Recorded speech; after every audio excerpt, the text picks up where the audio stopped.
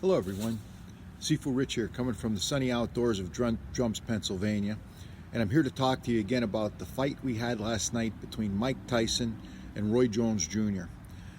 I have to say, before I go any further talking about this, I was not a fan at all of Mike Tyson during his earlier career. You know, the respect we've always had for the heavyweight champion has been as a gentleman as well as a fighter, okay? And this was a level of respect that you didn't have for many other athletes. The heavyweight champion was someone special, and I felt that Mike Tyson did not live up to that at all. In fact, he lived down to it. He acted like a savage, and he was below the honor of a heavyweight champion when he was in his prime. I'm very pleased to say that since then I'm becoming a fan of Mike Tyson, and I saw a lot of this in the exhibition bout that he did last night.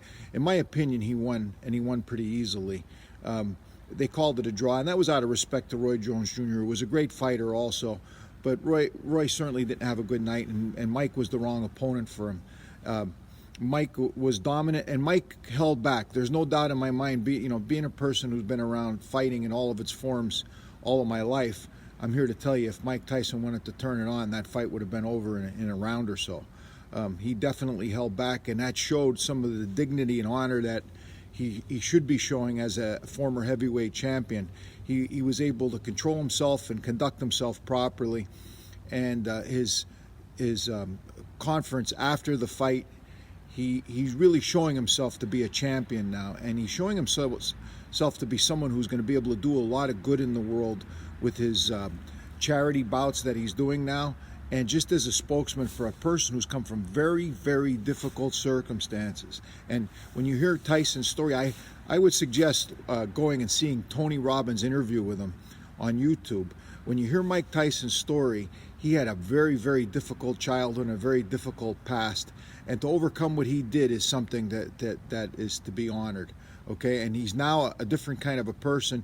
He's a person who cares about other people and wants to do good in the world, and that's the kind of person that should be representing the heavyweight champion. So, Mike has certainly overcome a lot of his past, and he's now showing himself to be the true hero that he should be.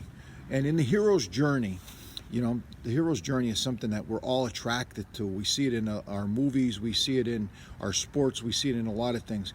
You always see an external journey combined with an internal transformation. And Mike Tyson's story is exactly that. There's an external journey. The man was in jail. He did everything you could do, right or wrong, and he's changed into a better person, a better version of himself, and that's what we all want. So I suggest we all follow Mike Tyson now, and we're going to see some good things from him, hopefully. Hopefully he doesn't fall back into his old vices. Okay, see you next time.